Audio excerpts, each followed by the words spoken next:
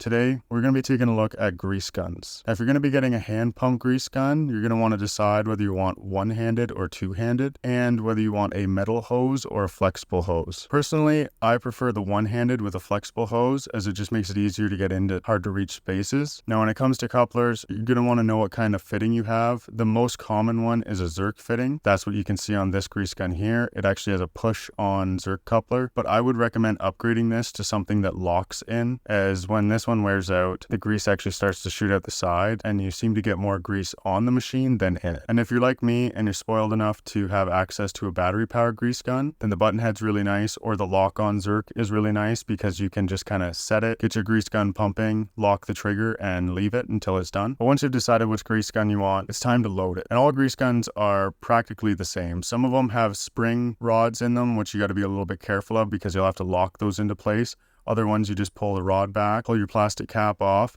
and slip the tube in. And one tip for removing the metal tabs is sometimes they get to be a pain in the butt, or if you have gloves on, then I use the plastic tab to actually go under that metal one and just pop it up. And one thing that I see a lot of people do is they actually push this grease rod all the way in once they get their tube in. And you can do this if you would like, but it doesn't really matter because as you can see on this one here, they actually have markings to tell you how much grease you've put in, but that's just up to personal preference. And once your grease tube's in and loaded and you're ready to pump, you will have to relieve some of the air from the system, and they'll have a little relief button on them. This one is right here, and you can see that the grease just comes out the side there. And personally, I like to put the fitting on and actually give it a few pumps or hold the trigger down for a bit and let it build some pressure. And then I go ahead and press this button. I find that I just have had the best luck with that. And if you're going to be using a battery powered grease gun, then there's a few different settings. First off is the speed. You have speed 1 and speed 2.